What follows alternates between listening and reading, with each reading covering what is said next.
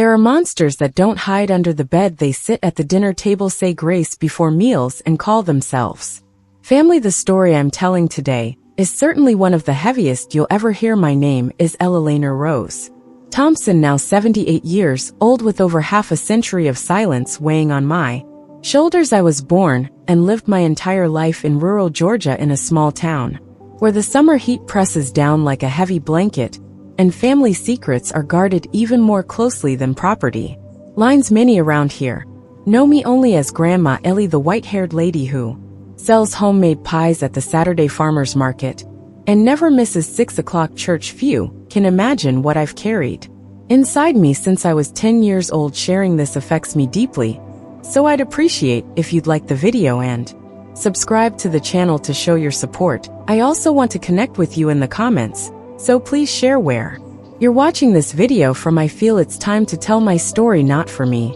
I've learned to carry this weight, but for all the children who, like me, had their childhood stolen by hands that should have protected them. Perhaps hearing my account, someone will find the courage to act before silence becomes a lifelong prison. My childhood home was a simple wooden house painted light blue, with a small porch where my mother placed pots of red geraniums.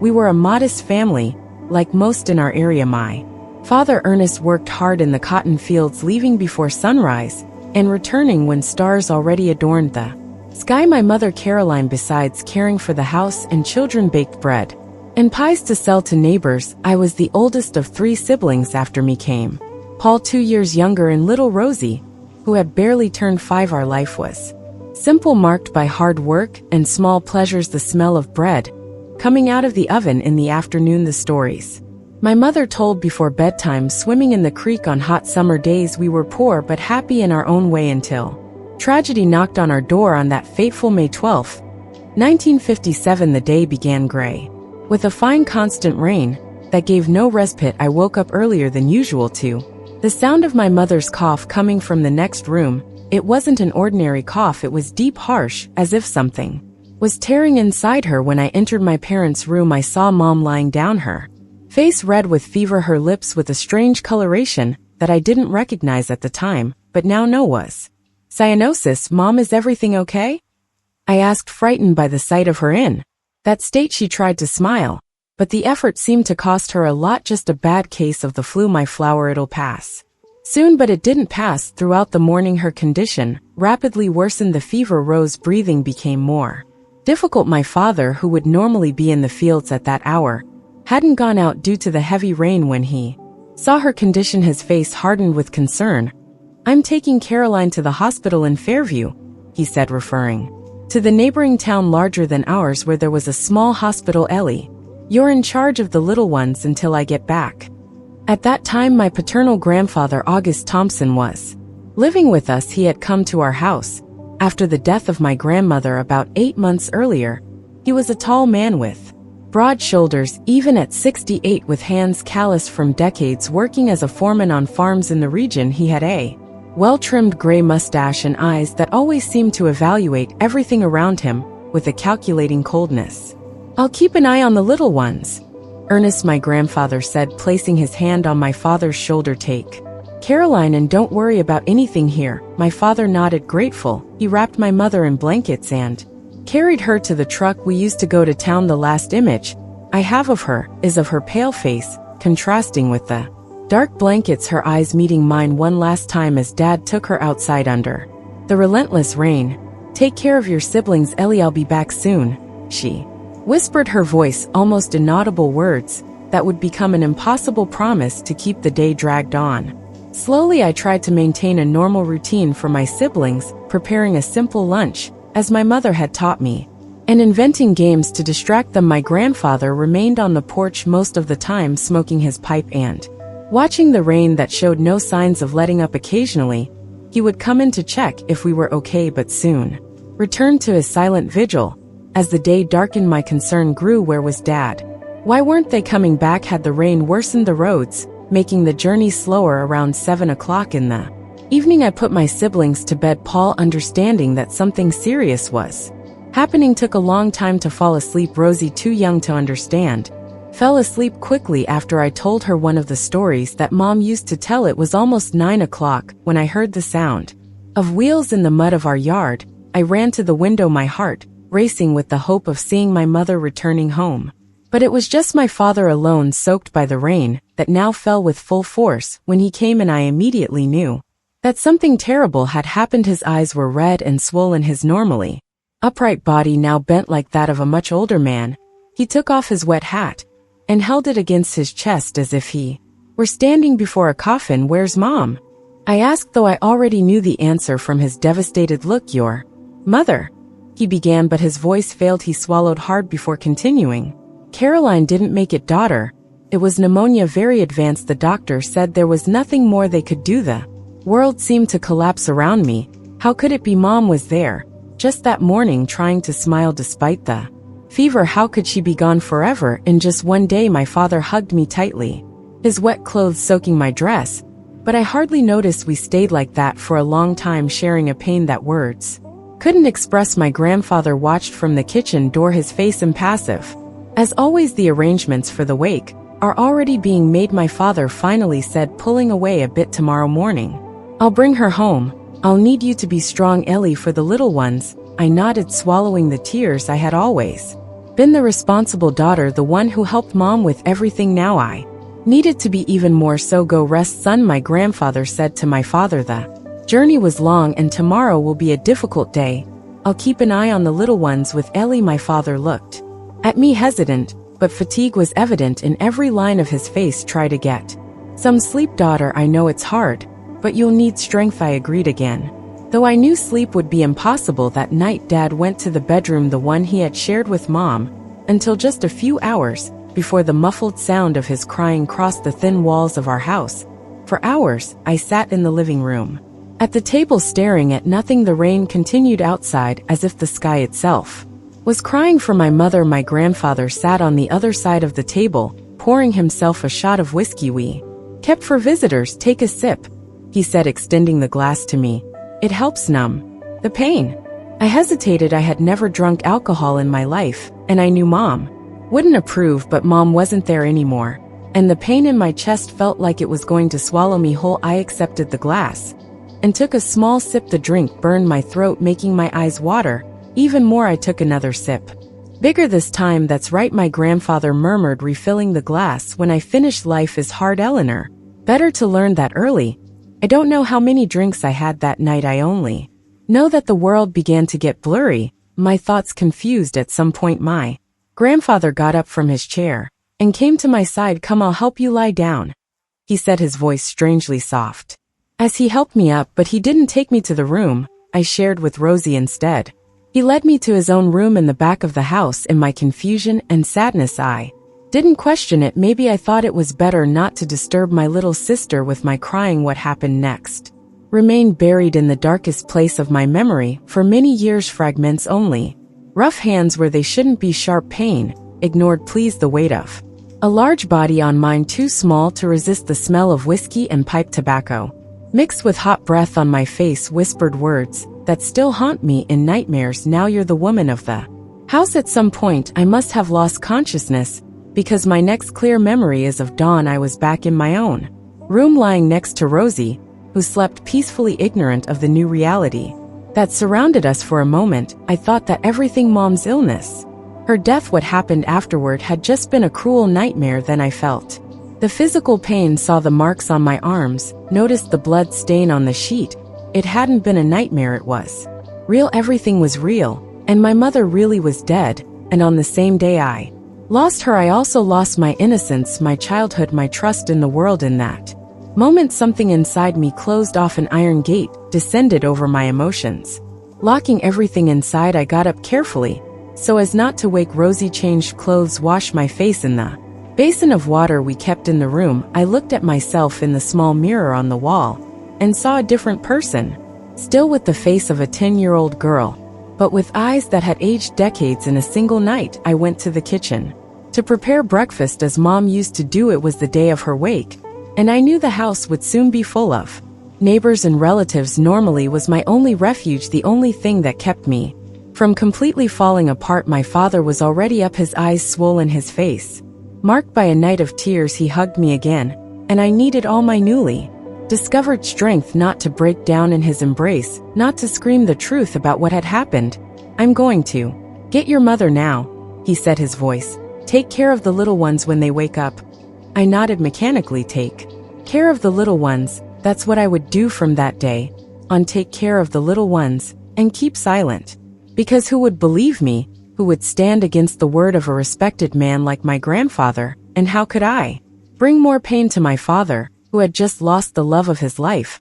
So began my long winter of silence, the day I lost my mother, and much more the day I learned in the cruelest way that the world is not a safe place, especially for a girl. The day I learned that sometimes monsters have our own blood, and I stayed silent for so long that I almost forgot what it was like to have a voice, until something happened that changed everything. But that's a story for our next meeting. The days that followed my mother's burial passed like a dense fog over the fields in a Georgia winter. The wake was a blur of familiar faces, hugs that couldn't warm me, and words of comfort that didn't reach my ears. I only remember the simple light would coffin my mother's face, too serene, as if she were a wax doll, not the vibrant woman who hummed while kneading bread, and how I firmly held my siblings' hands the whole time. Paul, at 8 years old, understood enough to cry nonstop. Rosie, too young to understand the finality, repeatedly asked when Mom would wake up. Each question was like a knife twisting in my chest. In our small community, grief had its own rituals. The women took over the kitchen, filling our pantry with food that would last for weeks: homemade breads, pies, preserves, sausages, cheeses. The men took turns helping my father in the fieldwork, knowing he wouldn't be able to handle everything alone. In the first few weeks, solidarity was the only tangible comfort in those days, but the visits gradually decreased. Life has its own urgency, and people returned to their routines. A week after the burial, we were again just us, a father devastated by loss, 3 motherless children, and a grandfather whose eyes now followed me around the house like a predator stalking my father, consumed by his own grief, barely noticed what was happening around him. He left before dawn and returned at dusk, falling exhausted into bed with no energy for anything else. I think work was his only escape, the only way to endure my mother's absence. Perhaps he believed that if he tired himself enough, he wouldn't dream of her at night. "You're being a good girl, Ellie," he would sometimes say, passing his hand over my hair. "Your mother would be proud." Those words should have comforted, but they caused me deep pain. If he knew what happened when he was absent, would he still look at me with that pride in his eyes?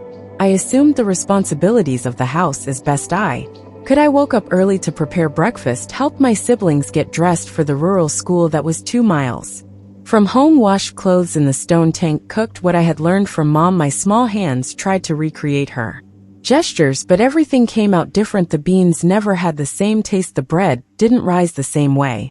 The clothes weren't as white. Each failure was a painful reminder of her absence. At night, when everyone was asleep, I cried silently into my pillow, muffling the sobs so as not to wake Rosie, who slept beside me. I cried for Mom, for myself, for the weight of responsibilities too big for such small shoulders, but mostly I cried for the terror that grew in my chest every time I was alone with my grandfather. After that first night, he became more careful, more methodical. He waited for moments when my father went out to resolve some issue in town. When my siblings were at school or playing with the neighbors, there was always an excuse to call me to his room, to the tool shed, or even to the bank of the creek that crossed our property. "Come help me here, Eleanor," he would say with his rough voice that allowed no refusal, and I would go, my body trembling, knowing what awaited me, but unable to escape. What choice did a 10-year-old girl have in a time when children had no voice, when the word of an adult, especially a respected man in the community, was unquestionable law? He always used the same words afterward: "This stays between us. Your father already has enough problems. You don't want to cause him more suffering, do you?"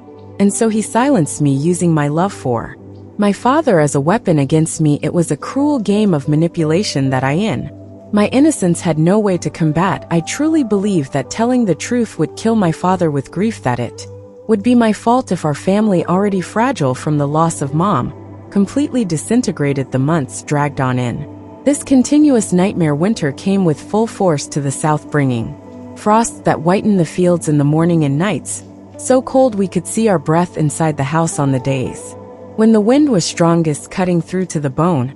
I almost appreciated the cold that allowed me to wear several layers of clothing, creating one more barrier between me and the hands that violated me. Over time, I learned to mentally absent myself during those moments. While my body was trapped there, my mind escaped far away to the stories Mom used to tell, to the green fields where we used to pick flowers in spring, to a distant future where I would be big enough to run away from there with my siblings.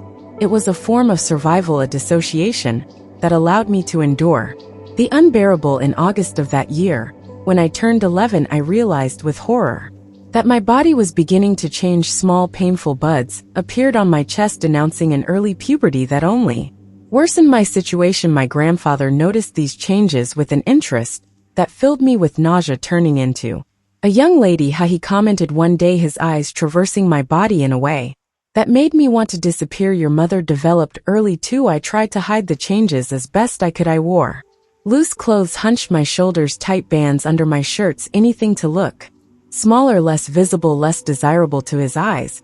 But it was useless. That summer, we began to receive frequent visits from a distant cousin of my father, Aunt Louise, a widow in her 50s who lived in town. She came on Sundays, brought cakes and sweets for us, and observed our situation with attentive eyes that seemed to see more than others. "This girl is too thin," she commented to my father once. "And those eyes, they look like they belong to someone much older." It was the first time anyone had noticed something. I felt a mix of hope and panic.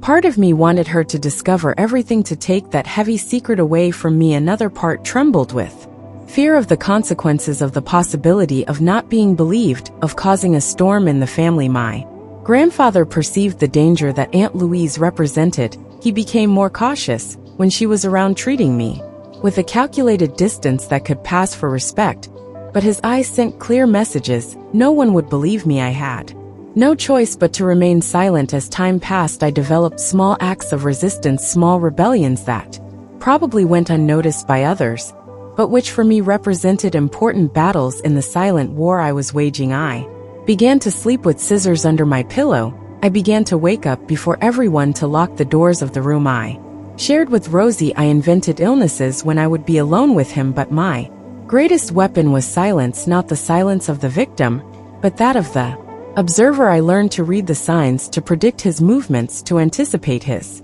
moods. I knew when it would be safer to be near other people, when it was better to hide in the loft of the barn, a hiding place I discovered by chance, and that he never found when his mood was particularly dangerous. In March of 1958, almost a year after my mother's death, something happened that would change the course of our family history forever. It was a Saturday. I remember clearly. My father had gone to town to sell some products from our small garden and buy supplies. Paul and Rosie were at the neighbor's house attending a birthday party.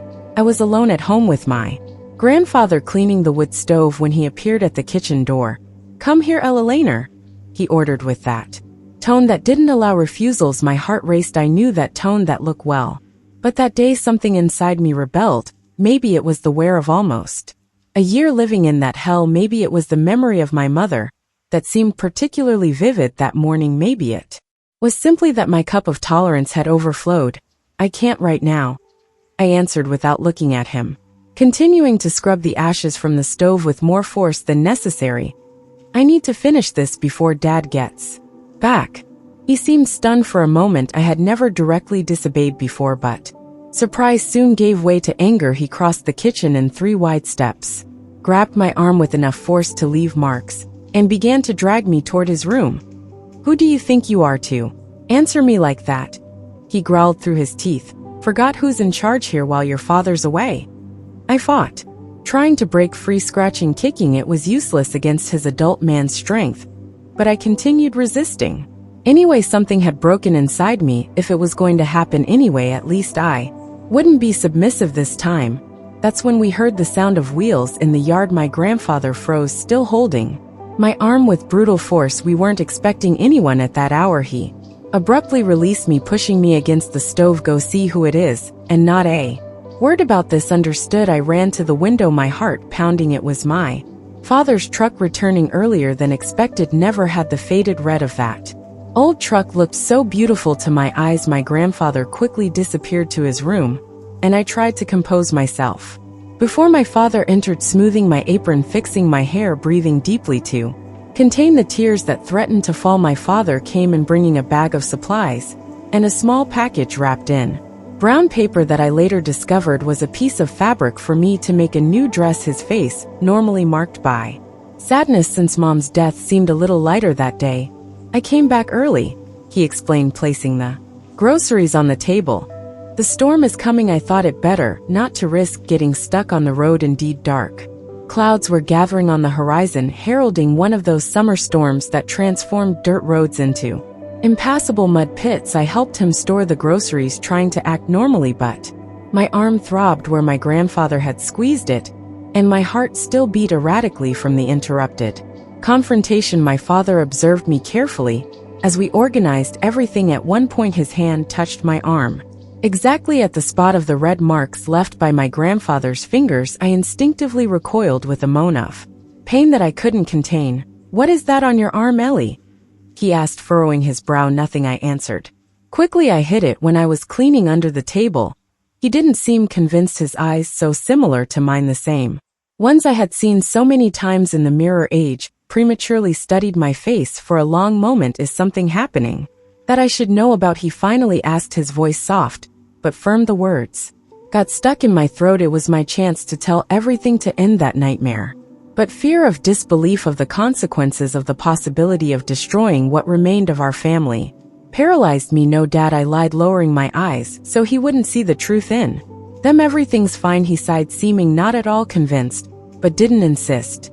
Instead, he briefly caressed my hair before going to see where my grandfather was. The first thunders began to sound in the distance, announcing the imminent storm. Inside me, another storm was forming, one made of guilt for not having taken advantage of that opportunity, of relief for having escaped that time, and of a new feeling that I took time to recognize. Hope my father had noticed something. He had asked questions. Maybe, just maybe, not all was lost. What I didn't know at that moment was that the real storm in our family was just beginning to form on the horizon, about to break with a force that would change our lives forever. The storm that was forming that March afternoon of 1958 wasn't just the one darkening the horizon.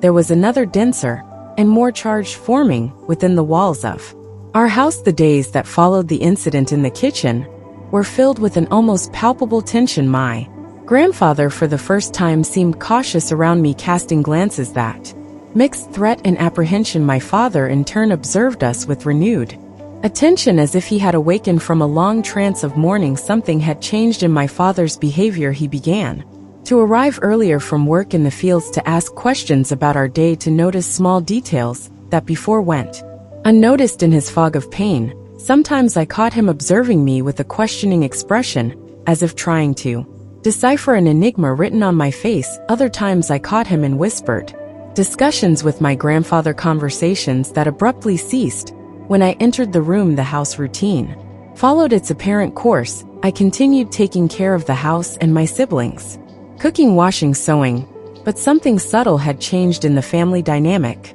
The opportunities my grandfather found to be alone with me drastically decreased, not for lack of attempts on his part, but because my father seemed to always be nearby at critical moments, appearing unexpectedly when least expected. On a particularly cold April night, when autumn was already painting the leaves of the trees red and gold, what I secretly feared and hoped for happened. My siblings were already asleep, and I was finishing washing the dinner dishes. The kitchen was illuminated only by the kerosene lamp hanging in the center, and by the orange glow that escaped through the door of the wood stove. The sound of crickets and the distant howl of a dog were the only noises besides the monotonous scrubbing of the cloth against the plates. My grandfather entered the kitchen stealthily, with that heavy but silent walk that I had learned to recognize and fear. My father had gone out to check a noise in the shed where we kept the tools, or at least that's what he said. In retrospect, I realized it was a carefully planned trap. "Alone, Eleanor?" My grandfather's voice sounded low and hoarse behind me. The familiar chill of dread ran down my spine. I nodded without turning around, my hands mechanically continuing the work of drying the dishes, as if nothing was happening. as if I could hide in the normality of the task. It's been a while since we've had a moment, just for us, he continued, approaching. I could feel his breath, a mix of tobacco and whiskey on my neck. Your father's been very clingy lately, hasn't he? His heavy hands landed on my small shoulders, and I felt my legs weaken. I already knew what would come next, the same nightmare that had been repeating for almost a year. I closed my eyes tightly, looking for that distant place in my mind where I used to take refuge. What's happening here? My father's voice, cutting like I had never heard it before, broke the silence. I opened my eyes to see him, standing at the kitchen door, an expression that mixed incredulity and growing fury on his normally gentle face. My grandfather removed his hands from my shoulders, as if they had been burned, taking a step back. Nothing, son, he answered with false casualness. Just talking with the girl. Talking? My father's voice was low, contained, but his eyes burned. That's not what it looked like to me. A dense silence descended over the kitchen, broken only by the crackling of the wood in the stove. I remained frozen, the half-dried plate still in my hands, unable to move or speak. I had imagined this moment, the moment when my secret would be revealed, hundreds of times, but now that it was happening, I couldn't emit a single sound. Go to your room, Ellie, my father ordered without taking his eyes off my grandfather. I hesitated for a moment, divided between the relief of being able to escape and the fear of what would happen when I left. Go, he repeated. This time with more firmness. I dropped the plate and the dish towel and quickly passed by my father toward the hallway that led to the bedrooms. But instead of going to my room, I stopped in the darkness of the hallway, my heart hammering so hard that I feared they could hear it. What were you doing with my daughter? My father's voice sounded again, now that he thought I was far away. I already told you, we were just talking, my grandfather answered, but his voice had a subtle tremor that I had never heard before. You're imagining things, am I? My father's voice acquired a dangerous tone. For weeks I've been watching you. To the marks on her arms, the way she cringes when you come near, the nightmares at night. Do you think I'm blind or stupid? She's a clumsy girl, always hurting herself.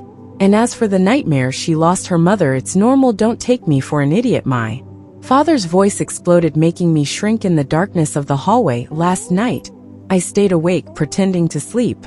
I saw you trying to enter her room. I saw you insisting even when she said she was sick. A stunned silence followed those words. So my father had seen, he had noticed. He wasn't as oblivious as I thought. A wave of relief washed over me, immediately followed by terror of what would come next. You don't understand. My grandfather's voice sounded different, now conciliatory. The girl confuses things. She needs a maternal figure, and since she doesn't have one, sometimes she misinterprets. Shut up, my father shouted, and I heard the sound of something breaking, a plate perhaps, or a cup. Don't dare insinuate that my daughter is lying. I didn't do anything. She didn't want. My grandfather's voice took on a more defiant tone. She's been provoking me for months, offering herself. She's a woman before her time, just like her mother. The sound that followed was like thunder inside the kitchen, the impact of fist against flesh. I heard a grunt of pain and the noise of furniture being dragged, objects falling. They were fighting. Never speak of my late wife or my daughter again, my father's voice roared. The sound of the fight increased. I covered my ears, terrified, but couldn't block the noise. Glass breaking, wood cracking, grunts of pain and effort, then a particularly strong thud followed by a sudden silence. I ran back to the kitchen door, driven by panic. The scene I found will forever be engraved in my memory. My father standing, panting, with bleeding fists. My grandfather fallen on the dirt floor, motionless, a blood stain spreading under his head where he had hit the corner of the wood stove. Dad, my voice came out as a whisper. My father turned to me, his face transformed by shock and the realization of what had just happened. For an instant, he seemed not to recognize me, as if looking through me to some distant point. Then his gaze cleared. Ellie, he said, his voice breaking. I told you to go to your room. Is he? I couldn't complete the question. My father knelt beside my grandfather, checking the pulse in his neck. After a long moment, he nodded gravely. Go wake Paul, he ordered, assuming a practical tone that contrasted with the chaos around us. Tell them you didn't hear anything, that you were sleeping. Understand, no matter what happens, you didn't see or hear anything. I nodded, terrified but strangely relieved. My grandfather was dead. The nightmare was over, but another different one was just beginning. And Ellie, my father added, holding my shoulders, and looking directly into my eyes. One day when you're older, I'm going to ask you what really happened in this house. And on that day, I want you to tell me everything. But not today. Today you saw nothing. Promise. I promise, Dad, I answered with a maturity beyond my years. The following hours were a confused blur. I remember waking Paul, whispering the official version to him that we didn't hear anything, that we were sleeping, of returning to my room and hugging Rosie, who, by divine grace, slept deeply through all the chaos. I remember the sound of horses and voices in the middle of the night, of lantern lights crossing the cracks of the window, of men entering and leaving our house, of the sheriff, a burly man with a thick mustache, asking questions in a low voice, of the town doctor examining my grandfather's body right there in the kitchen before they took him away. It was an accident, Ernest, I heard the sheriff say to my father. Anyone can see that the old man slipped and hit his head. Could happen to anyone, especially after a few shots of whiskey. Maybe the sheriff really believed that, or maybe he just didn't want to get involved in problems between father and son in a small community where everyone knew each other. Either way, the official version was established. August Thompson, 69 years old, had stumbled in a state of drunkenness, hit his head on the corner of the wood stove, and died instantly. A sad domestic accident. Nobody questioned, nobody suspected, or if they did, they preferred to maintain silence, respecting the pain of a family already marked by the recent tragedy of my mother's loss. The wake was brief and sparsely attended. Few town residents, some former colleagues of my grandfather. No real tears were shed. My father remained stoic, fulfilling the social obligations with the dignity of a man who does what must be done, not what he wishes. I observed everything with a curious detachment, as if watching a play in which I had no part. When the simple coffin was lowered into the earth in the small community cemetery, I felt an enormous weight leave my shoulders, as if along with that body, they were burying the last months of terror I had lived through. On the night after the burial, when we finally returned home and my siblings fell asleep, my father called me to the kitchen table, the same place where days before the tragedy had unfolded. The floor had been scrubbed until no trace of blood remained, but we both knew what had happened there. Ellie, he began, his voice low so as not to wake the children. I never asked you directly, and I won't ask now. I don't want you to carry that burden. His eyes, so similar to mine, were brimming with contained tears, the first true display of emotion I had seen in him since the incident. I just want you to know that if I did what I did, it was because a father protects his children, always, no matter against whom or against what. He stretched his hand across the table and held mine. It was the first time we had really talked since my mother's death. One day when you're ready, if you want to talk about this, I'll be here, but if you prefer to never mention the subject, that's fine too. The important thing is that now we're safe. We both did what needed to be done, I replied, surprising him and myself with the firmness in my voice, and we're alive. That's what matters. He looked at me with a mixture of surprise and admiration, as if he were really seeing me for the first time. You're strong like your mother, he finally said, a small sad smile appearing on his tired face. She would be proud. In that moment, sitting at the kitchen table in the dim light of the lamp, something new formed between us, a silent pact, a mutual understanding that transcended words, and for the first time in almost a year I slept without fear, without nightmares, without the shadow of the monster that lived under the same roof. What I didn't know then was that some secrets, even when buried deep, have ways of resurfacing years later, transformed by time, but no less powerful, and that although that dark chapter had come to an end, there was still a long healing path ahead, a path that would take decades and test me in ways I could never have predicted. On that night of relative relief and newly discovered peace, life has a strange way of moving forward even when it seems impossible. After the burial of my grandfather, our house gradually ceased to be a place of fear and became a home. Again, not immediately nor completely certain. Shadows persist for a long time, stuck to the walls like stains that no bleach can remove. The summer of 1958 arrived with its typical southern force, bringing scorching days that cracked the dry earth and sultry nights that made sleep almost impossible. However, despite the relentless heat, something inside me slowly began to thaw, as if an internal winter finally gave way to a hesitant spring. My father, although we never again directly discussed what happened on that fateful night, began to rebuild our family with a silent determination that I admire to this day. He took on not just the role of provider, but tried in his awkward countryman way to also fill the void left by my mother. His callous hands, accustomed to the rough work of the fields, now attempted delicate gestures. Braiding Rosie's hair in the morning, checking Paul's notebooks after school, sometimes even making a simple cake on Sundays, following the yellowed recipe that my mother kept in the cookie tin. Your father's turning into a housewife. The neighbors joked when they discovered he had learned to make bread or mend clothes. He just smiled without embarrassment. My children need it, so I learn. He would simply respond as if it were the most natural thing in the world.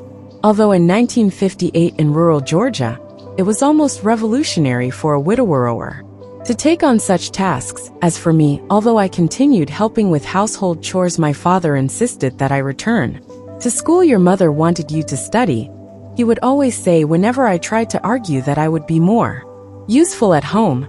And I want that too. The return to the rural school, a single room, where students of various ages studied together under the tutelage of Miss Martha, was both a relief and a new type of challenge. Relief to be away from home for a few hours, among people who didn't know, who would never know what had happened between those wooden walls. Challenge, because at 11 years old I carried experiences that irremediably separated me from the other children. Eleanor seems to be in another world, Miss Martha would comment in meetings with my father. She has potential, learns quickly, but always seems distant, as if part of her were somewhere else. She was right, of course. Part of me was always on guard, always vigilant. The trauma had taught me to never completely lower my guard, to always look for escape routes to distrust, easy smiles and unexplained kindnesses. At night the nightmares continued, though less frequently. I would wake up screaming, my body covered in cold sweat, terrible images still vivid behind my eyelids. In the worst moments, it was my father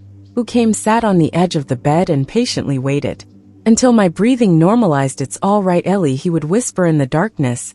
It was just a bad dream. Nobody is going to hurt you, never again.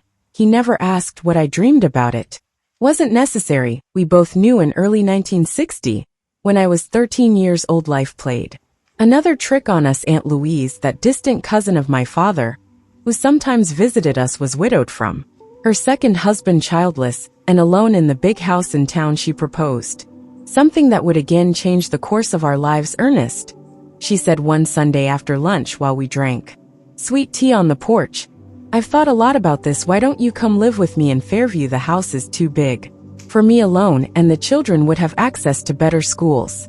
My father hesitated, running his hand over his poorly shaved chin. I don't know, Louise, this land is all I have. It was my father's and his father's before that. Nobody said anything about selling, she responded pragmatically. Hire someone to take care of it. Come on weekends, think of the children. Ernest, what future do they have here? Ella Laner is almost a young lady. She needs proper schooling if she doesn't want to end up as someone's maid. That touched my father deeply. If there was anything he ardently desired, it was for his children to have opportunities that he and my mother never had. The decision wasn't made that day, but the seed was planted. In the following months the idea grew, was discussed countless times at the dinner table, weighing pros and cons. Paul and Rosie were excited about the prospect of living in the big city, which in reality was just a slightly larger town with approximately 5,000 inhabitants. I had mixed feelings. On one hand, the idea of leaving that house where so much suffering had occurred was tempting. On the other, despite everything, it was the only home. I knew every corner, every tree in the yard, every stone on the path to the creek contained memories, some painful, yes, but others precious from happier times when Mom was still alive. In July 1960, in the middle of the harsh winter, we made the move. We didn't take much, some clothes, personal objects, the family photographs, the porcelain set that had been my mother's. The rest stayed behind, along with a part of ourselves. Aunt Louise's house in Fairview was really large by local standards, 2 stories, with 4 bedrooms, a living room separate from the dining room, a spacious kitchen with a wood stove and another gas one, a modernization that impressed us enormously, and even an indoor bathroom with running water, a luxury we had never experienced. Each child will have their own room, announced Aunt Louise, to the delight of Paul and Rosie, who had always shared tight spaces. Adapting to the new life wasn't simple my father accustomed to physical work in. The Fields now had a job at a local store attending the counter, making deliveries his hands once calloused from. The Ho now handled notebooks and calculated accounts. In the first few weeks, he would return home with a lost look, as if he didn't exactly know who he was in this new reality. As for me, I was enrolled in Our Lady of Grace school run by nuns. It was a completely different environment from the rural schoolrooms. Separated by grades, several teachers, specific subjects, impeccable uniforms. Strict rules on the first day. Looking at those dozens of girls in their pleated skirts and starched white blouses, I felt a fear that I hadn't experienced since the dark times in our old house. You'll get used to it, assured Aunt Louise, adjusting my navy blue tie for the third time. It's one of the best schools in the region. A diploma from here opens doors. I said nothing but doubted that I would ever get used to belonging to that world. The other girls came from established families in the town, daughters of merchants, the pharmacist, the notary, even the mayor. I was the girl from the countryside with a heavy accent and rustic manners, wearing a second-hand uniform that Aunt Louise had obtained from an acquaintance. The first months were of almost total isolation. I always sat at the back of the room, spoke only when directly questioned by the nuns, avoided recess by staying in the library under the pretext of studying. It wasn't just shyness, it was a protective barrier that I had erected around myself, an invisible wall that kept the world at a safe distance. Academically, however, I flourished. I discovered in books a refuge, an alternative world where I could escape from the complications of reality. Sister Cecilia, the Portuguese teacher, was the first to notice my talent for writing and reading. "You have a gift with words," she told me one afternoon after reading an essay I had written about the place I come from. I had described the undulating fields of our property, the clear water creek, the yellow trees that exploded in color at the end of winter with a vividness that surprised her. "You should consider being a teacher someday." It was the first time someone suggested that I could be more than a housewife, more than a continuation of my mother's destiny. The idea planted itself like a fragile seed in infertile ground, but which against all odds began to germinate at home. Our new family dynamic also found its own rhythm. Aunt Louise, although energetic and sometimes excessively practical, had a generous heart. She treated us as if we were her own children, with a peculiar mixture of discipline and affection that, to my surprise, worked well. "A girl your age needs to learn more than studying," she would say, teaching me to crochet on winter nights. "She needs to know how to manage a house, so a button make a cake that doesn't look like a brick, but she also needs to know mathematics, so as not to be deceived in accounts, and read good books to have topics." In her own opinion, it was a vision of femininity that was halfway between the traditional and the progressive for the time, especially in rural Georgia in the early 60s. Aunt Louise wasn't revolutionary. She didn't openly defend that women should have careers instead of families, but she firmly believed that an educated woman made better choices in life. My father, in turn, seemed to slowly rejuvenate the weight he carried on his shoulders. Since my mother's death, aggravated by the incident with my grandfather, began to diminish, he started to smile more, to tell stories during dinner, to play with Rosie and help Paul with his studies occasionally on Saturday nights. He even went to the movies with some colleagues from the store, a socialization that he would never have considered in our previous life.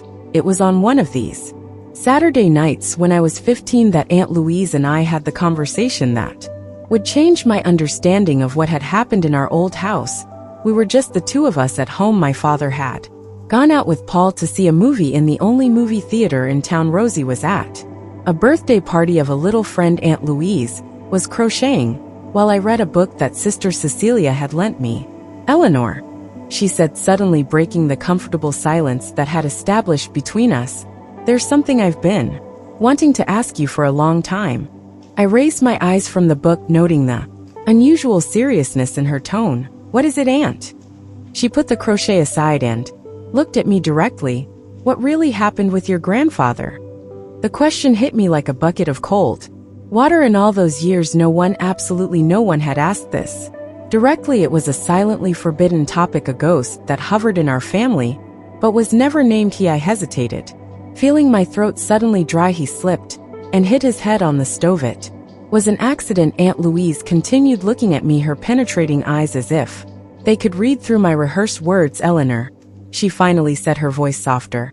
I'm asking because I need to know if I'm right about what I suspected for so long. I'm not judging anyone, I just want to understand.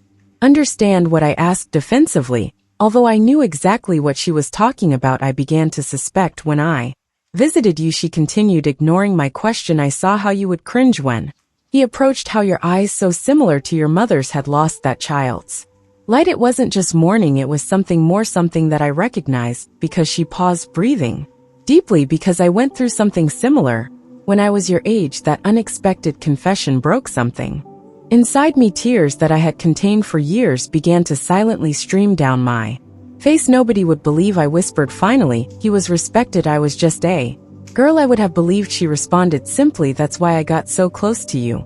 All after your mother passed, I saw the signs, but I wasn't sure. I couldn't interfere without proof.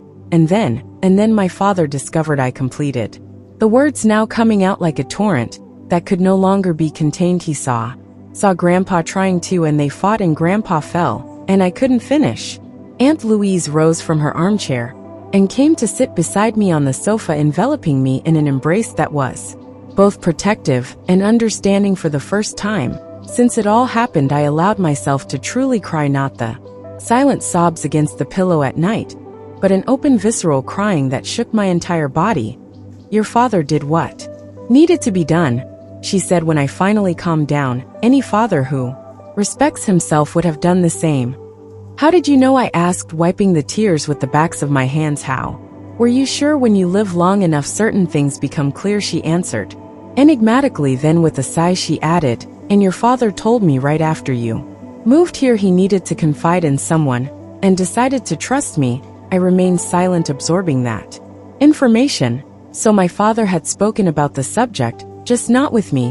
Why are you telling me this now? I finally asked. Aunt Louise held my hands between hers, her eyes meeting mine with a rare intensity. Because you've carried this burden for too long, Eleanor, carried it in silence, thinking you need to protect your father, your siblings, even me.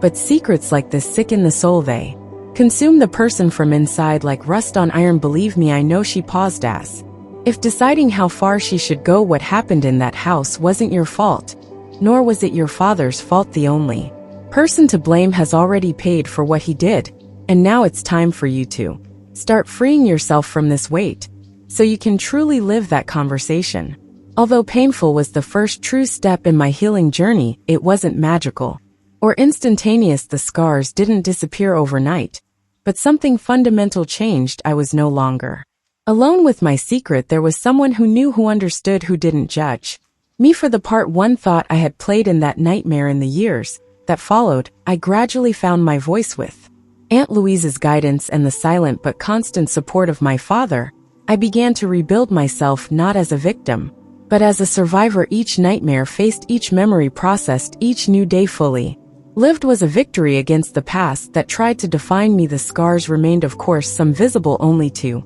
me, others that affected relationships, choices, fears. But scars are also marks of healing, silent testimonies of battles won against adversities that could have destroyed us but didn't succeed.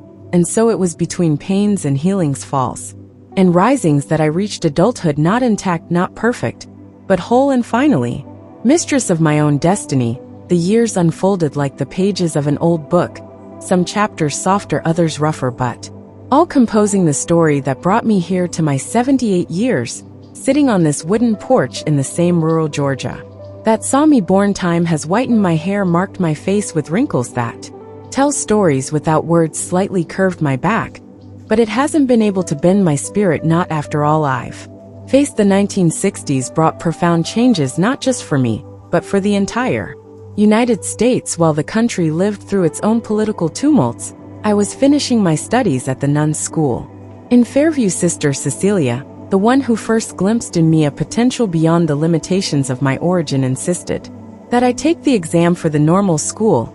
You have a vocation for teaching, Eleanor, she would tell me with that serene certainty that characterized her personality. It would be a waste if you settled for less. I became an elementary School teacher in 1965 at 18 years old. My first job was at a rural school, not very different from the one where I began my own studies. The single room, the desks worn by use, the students with varying ages, everything brought me bittersweet memories of my own childhood. But now I was on the other side, in the position of one who guides, who protects. It was in that same year that my father married again to Louise, the one who had been our safe harbor in the most difficult moments. It wasn't a surprise to anyone. The two had developed a silent partnership over the years, a companionship that eventually blossomed into something deeper. Paul, then 16 years old and Rosie at 13, accepted the development naturally for them. Aunt Louise had already been practically a mother for years. I remember the simple wedding in the main church of Fairview. My father, at 45 years old, seemed nervous, like a teenager, constantly adjusting the borrowed suit that didn't fit well on his broad worker's shoulders. Louise, with a discreet light blue dress and a small flower arrangement in her graying hair, radiated a contained happiness appropriate for a widow of her age. "Are you happy about this, aren't you, Ellie?" my father asked me on the eve of the ceremony, when we found ourselves alone on the porch of the house. "Of course I am, Dad," I answered sincerely. "You both deserve this chance." He nodded, relieved, and then said something that would forever be engraved in my memory. "You know, there are days I still wake up thinking about your mother. I think a part of me will always love her, but I learned that our heart can expand, can love again, without betraying what it felt before." He paused, his eyes getting lost on the horizon where the sun was beginning to set, painting the sky red and gold. "I think it's like that with pain too, Ellie. It doesn't completely disappear, but we can learn to carry it without it destroying us." It was the closest conversation we had had about everything that happened years ago. Neither he nor I directly mentioned the events of that fateful night, but it wasn't necessary. There was an understanding between us that transcended words. The following year I met Anthony. He was the new doctor in town, freshly graduated from Atlanta, idealistic and full of plans to improve the health of the rural population. Our first meeting was at the school where I taught. He had gone to vaccinate the children against polio, part of a national campaign. "Does the teacher also need to take the vaccine?" he joked when he saw me organizing the children in line. "I've already had all the necessary vaccines, doctor," I answered with a formality that was part of my armor against the world. "But thank you for your concern." In the following months, Anthony appeared with increasingly greater frequency at the school, always with some plausible medical excuse, checking the students' vision, distributing information about dental hygiene, giving lectures about worm prevention. But his eyes invariably sought me in the room, and his visits always extended with conversations after the end of the school day. Resisting him was my first instinctive reaction. The trauma of adolescence had erected walls around my heart, making me cautious with any male approach. The few friends I made over the years frequently teased me about my prolonged singleness without really understanding the abyss of distrust that existed within me. "You can't spend your entire life alone, Eleanor," my colleague Helen, the science teacher, would say while we corrected tests together. "Dr. Anthony is a good catch, and he's clearly interested." "I'm fine like this," I would answer automatically. "I have my students, my family, my books. Not every woman needs a husband to feel complete." It was true in part. One had built a meaningful life without depending on a romantic relationship, but there was also the fear, the deep and irrational fear, that any intimacy could awaken the dormant demons of my past. It was Louise who, with her practical wisdom, finally opened a breach in my defenses. "I understand your fear, Eleanor," she told me one Sunday afternoon while we prepared lunch, "but not all men are like your grandfather. Your own father is proof of that, and if you continue running from the possibility of loving, you'll be allowing that man to continue controlling your life, even after death." Her words hit me with the force of a revelation. I was in fact letting the ghost of my grandfather dictate my limits, my possibilities. It was an insidious form of self-imposed prison. In the summer of 1967, I finally allowed Anthony to take me to dinner in Marietta, the larger nearby city. I was so nervous that I could barely eat the appetizers. He ordered. "Relax," he smiled, noticing my discomfort. "It's just dinner. I'm not asking you to marry me yet." That yet should have scared me, but strangely it made me smile. There was something in Anani's direct honesty that disarmed my Defenses our courtship progressed slowly, with an almost reverential care on his part. He seemed to intuit it without my needing to explain that there were wounds in me that needed time to completely heal. He never pressed for physical intimacy beyond what I was comfortable giving, never questioned my occasional inexplicable withdrawals. One starry night, sitting by the pond on the outskirts of town, I made the most difficult and liberating decision of my life. I told him everything about my mother, about my grandfather, about the night my father inadvertently became a killer to protect me. I spoke without looking at him directly, my eyes fixed on the dark waters that reflected the star-dotted sky. When I finished, there was a long silence. I feared having made an irreparable mistake, having destroyed any possibility of a future with him. Finally, I gathered courage to look at him silent. Tears were streaming down his face. "Eleanor," he finally said, his voice choked with emotion, "thank you for trusting me enough to share this. I can't imagine the courage it must have required, not only to survive that, but to become the extraordinary person you are today." He took my hands between his in a gesture that was both protective and respectful. "Nothing you told me changes what I feel for you. If something changed, it was my admiration, which only increased." We married in 1968 in a simple ceremony in the same church where my father and Louise had sealed their union years before. It was an old-fashioned country wedding with a celebration in the parish hall, food prepared by the women of the community, music played by a local band. The first years of our marriage were of mutual adaptation, despite my conscious decision to trust Anthony. My body kept memories that my rational mind couldn't always control. There were nights when I woke up screaming, moments of panic seemingly without cause, disproportionate reactions to innocent gestures. Anthony, with the patience of someone who truly loves, was by my side in each relapse, in each progress. "We're not in a hurry," he used to say. "We have our whole life ahead of us." In 1970, our first child was born, a healthy boy we named Charles in honor of my mother, Caroline. The birth was difficult, complicated by traumatic memories that transformed the physical experience into a psychological ordeal. But when they placed that small bundle in my arms, something deep transformed inside me. "I'll protect you," I whispered to the baby, who looked at me with wide blue eyes so similar to mine. "Nothing, and no one will hurt you as long as I live." It was a promise that echoed the one my own father had made to me, albeit belatedly.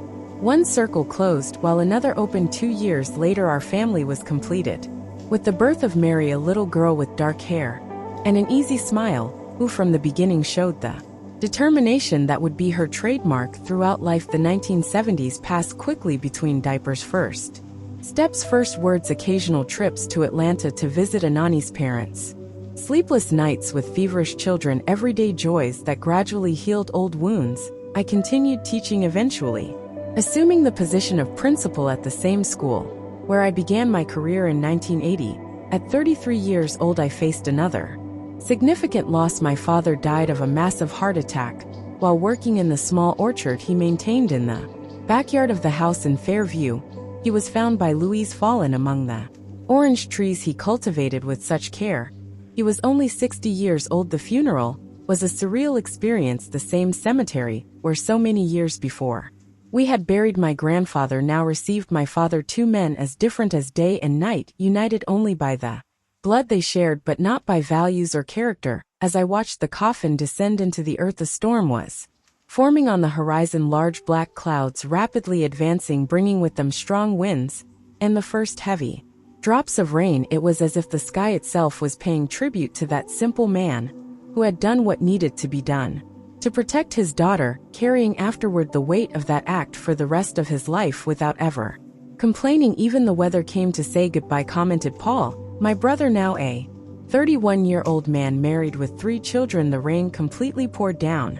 When the last handful of earth covered the coffin, we didn't run for shelter.